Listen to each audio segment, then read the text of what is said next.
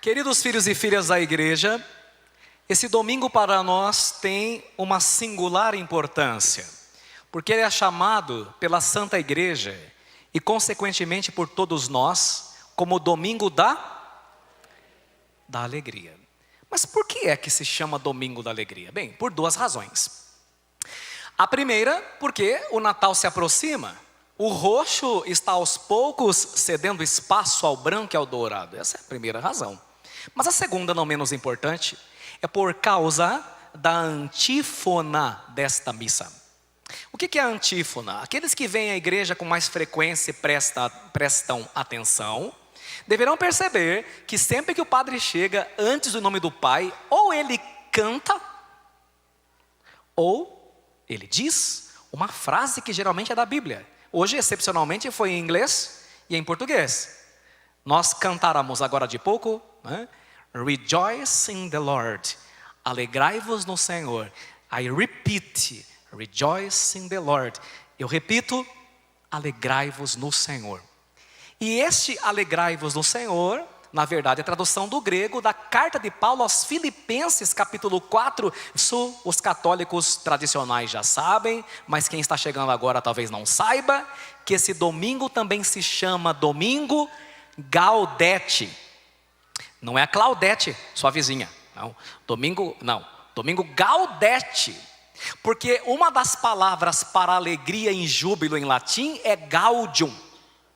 Para vocês terem uma ideia, quando os anjos apareceram à noite em Belém, anunciando o nascimento de Jesus, eles disseram: Anúncio vobis gaudium magnum.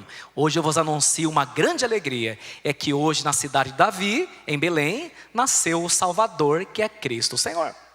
Quando um papa é eleito, aparece um cardeal na janela do Vaticano e diz a mesma frase: Anúncio vobis gaudium maium habemus papam. Eu vos anuncio uma grande alegria, nós temos um papa. Então esse domingo se chama Gaudete. Por quê? Porque logo quando você chega na missa, o Senhor te diz, fale comigo, alegrai-vos no Senhor. Toda a igreja, alegrai-vos. Senhor. E eu agora falo em latim, Gaudete in Domino, entendeu bem? Por isso. Agora repare que o Gaudete aqui, meu filho e minha filha, é uma ordem. Deus não está convidando, não. Deus está falando, se alegrem, alegria.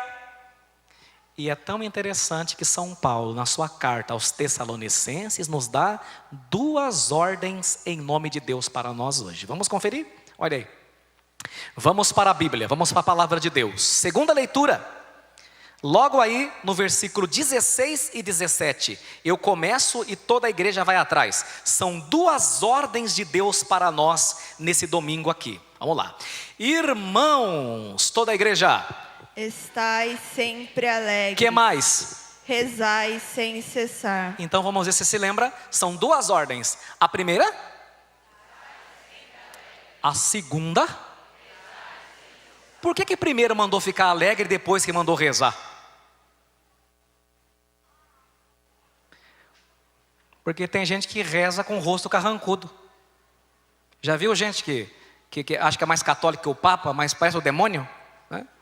De tão mal-humorado, rancoroso. A pessoa rezando no terço assim, ó.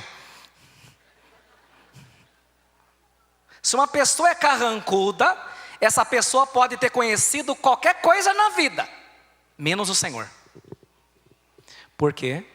Quem tem Jesus gosta de cantar, está sempre sorrindo, mesmo quando não dá, tropeça aqui, cai acolá, mas depressa levanta e começa a cantar. Isso é quem tem Jesus. Quem não tem Jesus é mal-humorado, vive cansado, só dá coice no outro. E tem uns que dão coice de porco. O que é o coice de porco? Sabe como que é? O porco ele tem uma perninha curta. Então é curto e grosso. Vocês têm na casa de vocês coice de porco?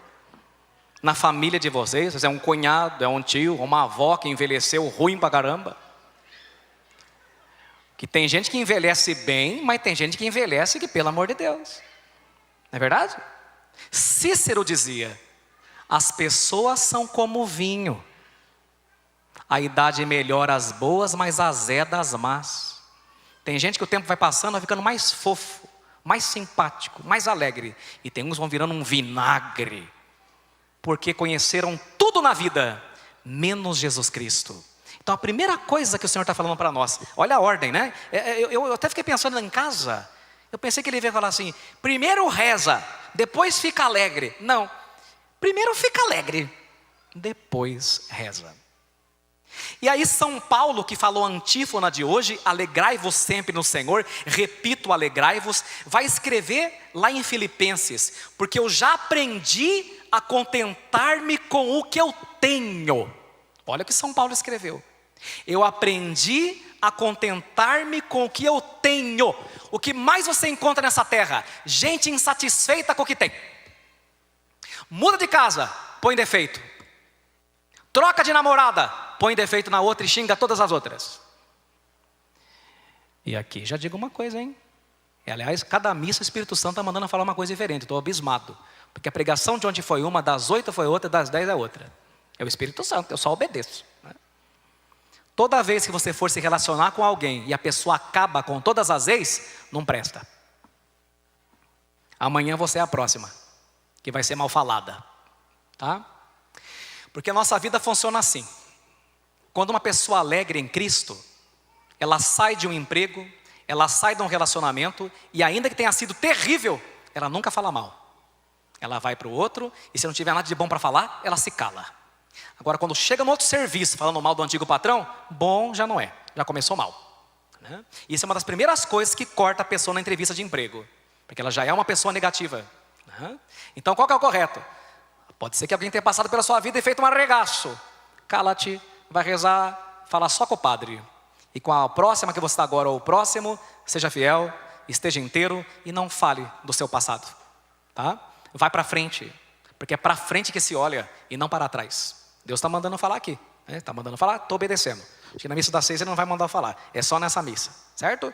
Saiu do emprego, saiu de um relacionamento, não acaba com o patrão e não acaba com a pessoa. Segue em frente, segue o bonde e vai para frente. Que é derrotado, que fica falando do lugar onde veio. Então olha aqui, já aprendi a contentar-me com o que eu tenho. São Paulo disse isso e sabemos que é mais fácil falar do que fazer. Agora eu quero a atenção de todos vocês.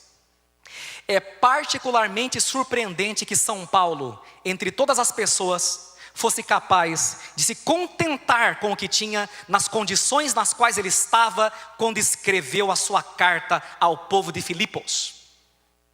E aí eu vou falar uma coisa para vocês, e isso aqui eu quero que todo mundo decore, que o ano que vem eu vou perguntar. Espero que estejamos lá. Né? Veja, se alguém perguntar para você, presta atenção, de Gênesis a Apocalipse, qual é o livro ou carta mais feliz da Bíblia? Essa pergunta é difícil. De Gênesis a Apocalipse, qual é o livro ou carta mais feliz da Bíblia? From Genesis to Revelation, Genesis from Revelation, what is the happiest book or letter of all the Bible? The happiest book or letter of the Holy Bible. Eu quero também que eles saibam. What is the happiest book of the Holy Bible from Genesis to Revelation? De Gênesis a Apocalipse. E aí todo mundo tem que saber. O livro ou carta mais feliz da Bíblia é a carta de São Paulo aos Filipenses. Então vocês decorem. The more happiest letter in the Bible is the letter of St. Paul to Philippians, aos Filipenses. Então vamos lá? Qual que é o livro ou carta mais feliz de toda a Bíblia? In English? Please. In English. São Paulo, Philippines. Great. Congrats. Very good. Agora eu quero que você saiba a circunstância na qual essa carta mais feliz foi escrita. Preste atenção. Quando São Paulo escreveu essa carta, ele estava na prisão. when St. Paul wrote this letter, he was in a prison. Ele estava numa prisão. Mas não é qualquer prisão, sabe? Porque as prisões de hoje em dia são feitas de alvenaria ou de concreto. Tem um vaso sanitário, alimento e roupas limpas. Os presos têm direito a banho de sol e podem interagir com os outros presos dentro de um certo limite, não é verdade? E também podem até fazer cursos profissionalizantes, diminuírem as suas penas. O que não está errado, a dignidade do ser humano. Mas na época de Paulo não era assim. Paulo estava numa prisão de 3,6 metros de profundidade, portanto abaixo da terra. Está entendendo? Foi aí que ele escreveu essa antífona, Filipenses capítulo 4, versículo 4. E aí, pasmem os senhores, que eu fui 2 vezes a Israel e vi com meus próprios olhos nosso Senhor Jesus Cristo, quando foi preso depois da quinta-feira santa, ele ficou num fosso com as 2 mãos amarradas para cima, sem água, sem comida, sem café da manhã, esperando ser flagelado na sexta-feira santa. São Paulo estava numa cadeia, num cativeiro fétido, a 4 metros de profundidade, porque as prisões eram repugnantes e abomináveis, em razão da sujeira, da urina, das fezes, da escuridão e consequentemente do mau cheiro. E os presos, os prisioneiros eram condenados ali à morte, lançados para morrer de 2 formas: ou por estrangulamento, ou por inanição, que é quando falta, nutrientes no corpo e o organismo começa a comer o próprio organismo. Era aí que Paulo estava, quando ele disse: alegrai-vos no Senhor, repito, alegrai-vos. Você entendeu? Nesse lugar terrível, São Paulo escreveu o livro mais feliz da Bíblia, Carta de Paulo aos Filipenses. E no meio daquele fosso, ele expressou gratidão, confiança. E pasmem os senhores, a carta de Paulo aos Filipenses tem só 4 capítulos, 4. E ele escreve a palavra alegria 15 vezes só nessa carta, 15 vezes. Você entendeu onde Deus quer que a gente chegue? Já entendeu, mas eu vou explicar. Ao contrário de Paulo, a maioria de nós não está passando os dias trancados entre uma parede fétida de uma prisão ou num buraco. Felizmente a maioria de vocês e de nós não somos prisioneiros, nem estamos num cativeiro físico, mas muita gente está num cativeiro de um estado mental, psicológico, que se parece com a prisão de Paulo. Essas prisões mentais da ansiedade, da depressão, pode ser a falta de emprego com as dívidas se acumulando, a morte de um ente querido, a cela ou cativeiro da solidão, do medo, dos vícios, da mágoa. Gente que não consegue perdoar de jeito nenhum e entrou naquele cativeiro mental do qual não consegue sair. E quando nós nos sentimos presos em nossas celas pessoais, devemos fazer o que, como São Paulo? Encher o nosso coração e o nosso falar com aquilo que São Paulo descobriu que são antídotos contra a tristeza. E aqui eu vou falar mais uma coisa que eu preciso falar. As pessoas pensam que o antônimo, ou seja, o contrário de alegria, é a tristeza, mas não é. Não é. O contrário da alegria não é tristeza. O contrário da alegria é a falta de esperança.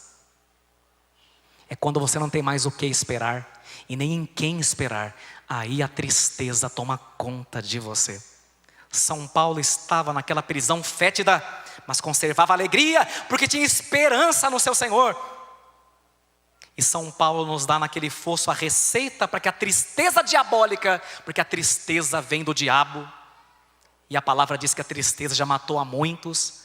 São Paulo dá para nós os antídotos, e eu quero que a gente diga junto, porque são remédios. Remédio para você não entrar nesse estado mental de cativeiro, e quer você ter entrado, que você saia, em nome de Jesus. Quais são os antídotos? Comigo, vamos lá. Gratidão, Gratidão. esperança, Esperança. fé, Fé. confiança Confiança. e alegria. E alegria. Se quando você estiver num cativeiro mental de ansiedade, depressão, doença, você continuar com Jesus e cultivar gratidão, esperança, fé, confiança e alegria, sabe o que vai acontecer? Você vai se lembrar desses períodos de prisões como os melhores tempos da tua vida. Eu sei que é difícil de acreditar, mas é. Porque você vai sair de lá muito melhor e mais santo do que quando você entrou. Foi nessa prisão que São Paulo escreveu aquela frase que todo mundo fala. Todo mundo sabe, quer ver? A igreja inteira sabe, só não sabe em que contexto que ele escreveu. Filipenses capítulo 4, versículo 13, quer ver? Eu falo e você completa.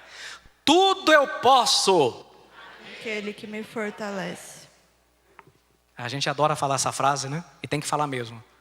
Só que ele escreveu essa frase lá no fosso, quando não via nem sequer a luz. Tudo eu posso naquele que me fortalece. E aprendi a contentar-me com aquilo que eu tenho. Uau, incrível, né? Incrível. Foi lá que ele também escreveu: não fiqueis preocupados com coisa alguma. Lançai sobre o Senhor as vossas preocupações, porque é Ele quem cuida de vós. Agora podemos chegar na conclusão. O que significa tudo isso?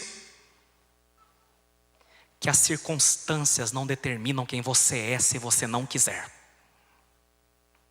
Uma das coisas que eu mais tenho encontrado na vida ao longo desses 15 anos são pessoas que usam como desculpa o ciclo onde elas conviveram e vivem, a família onde elas nasceram como pretexto. Então alguns falam assim: eu sou uma pessoa que não tem decisão, mas é porque quando era criança meu pai morreu. Eu sei que é difícil, mas não é justificativa. Eu sou uma pessoa assim porque nunca deu certo em relacionamento com ninguém, então eu sou uma pessoa insegura que não acredita mais em nada e ninguém. Eu sei, mas todo mundo tem páginas difíceis da sua vida. Isso não é pretexto para você continuar sendo um pamonha na fé. Alguns dizem: eu não tenho muita postura na vida, mas porque eu não pude estudar muito cedo, eu fui trabalhar na plantação. Tudo bem, sei que foi difícil, mas as tuas circunstâncias não te definem. E uma das coisas que eu tenho aprendido na minha vida, presta atenção meu filho, se você segura essa, segurou tudo.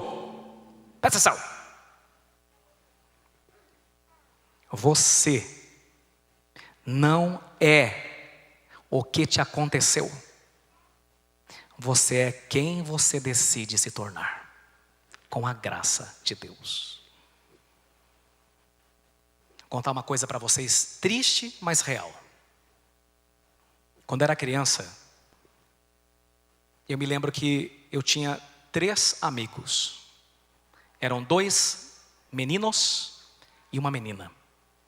Eles moravam numa espécie de uma chácara como caseiros, os pais deles.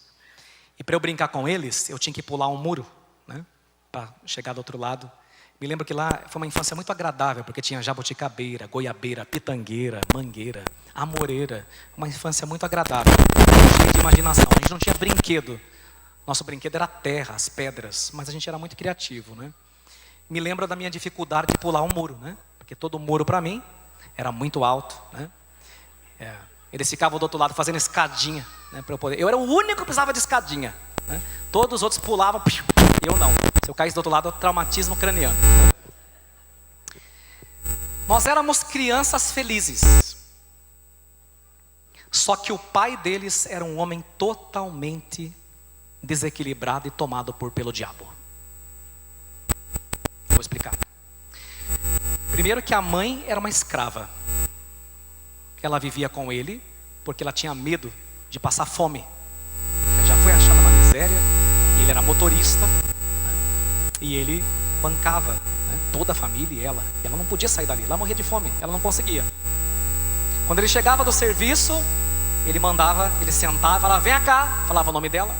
Ela tinha que tirar o sapato dele, tirar a meia dele e fazer massagem no pé dele. E quando ele ia trabalhar, tinha que pôr a meia, botar o sapato e dar um nó, e lustrar. E às vezes levava um chute na cara. Nós crianças víamos essa cena com frequência. Mas a pior de todas não é essa. E eu tenho que contar isso porque é a vida real. A pior de todas não é essa. A pior de todas é quando terminava a brincadeira, eu pulava o muro de volta, porque já sabia que ele ia chegar, então todo mundo já se escondia. Eu podia, mas eles não. E esse homem chegava, e dependendo da loucura que ele chegava, ele colocava o filho mais velho com o dedo na tomada, colocava a menina e colocava o mais novo e eletrocutava seus filhos, um dia sim, um dia não. E eu escutava o grito e não podia fazer nada, porque eu tinha apenas 6 ou 7 anos de idade no máximo. Era o próprio demônio na terra. Por que eu estou contando isso para vocês? Para chocá-los? Não, não. Justamente por esperança, sabe por quê? Qualquer um que visse aqueles 3 filhos sendo eletrocutados todo dia, o que ia pensar quando eles crescessem? Vão ser uns marginais, vão ser uns bandidos, vão ser péssimos pais, com certeza vão judiar dos seus filhos. Pois o tempo passou, eu fiquei padre, logo logo vou celebrar, se Deus quiser, 16 anos de padre, e recentemente encontrei 2 deles, trabalhadores, bons pais, pais carinhosos, porque eles entenderam que por mais difícil que seja a tua vida, o que te aconteceu, você não precisa se tornar o que te aconteceu. Você não precisa repetir os erros dos seus pais. Às vezes alguns de vocês usam como pretexto assim: ah, meu pai nunca me abraçou, meu pai nunca me beijou, por isso que eu não abraço e não beijo. Então, meu filho e minha filha, presta bem atenção no que eu vou te dizer. Se você não teve o pai que você queria, seja o pai que o seu filho merece ter. Seja o pai que você gostaria de ter tido. Se você não teve uma mãe presente, seja a mãe que você gostaria de ter tido na tua vida. Porque você não tem que repetir os erros das pessoas, você tem que ser a revisão, a edição revisada e melhorada da tua família, dos teus pais. Se transformaram em ótimos garotos, ou melhor, em ótimos homens, porque as circunstâncias não os definiram. E você? Vai usar como pretexto sua história difícil para dizer que é por isso que você não consegue nada? Ou com a graça de Deus, você vai ser como o apóstolo São Paulo, dizendo: tudo posso naquele que me fortalece, porque já aprendi a contentar-me com aquilo que eu tenho. Última colocação. Hoje, como sabemos, é o domingo Gaudete, o domingo da alegria. Mas o mundo confunde muito alegria com euforia. Quando você vai ao dicionário e procura o verbete euforia, lá está escrito assim: psicopatologia.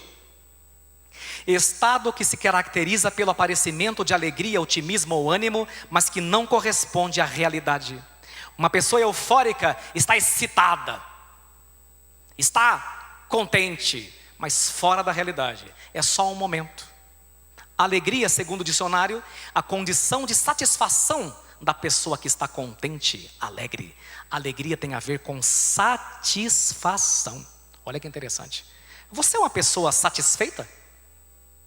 Ou você vive insatisfeito com tudo que te acontece, com as pessoas que te rodeiam? Porque se você é uma pessoa insatisfeita, você precisa se converter e encontrar Jesus. Por muitas vezes eu vejo uma confusão nas pessoas com essas duas palavras, alegria e euforia.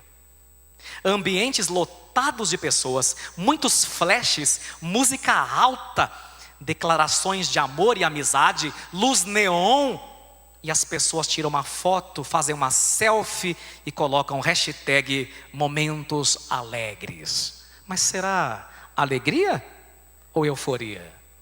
Porque a alegria vem de dentro, ao passo que a euforia vem de fora.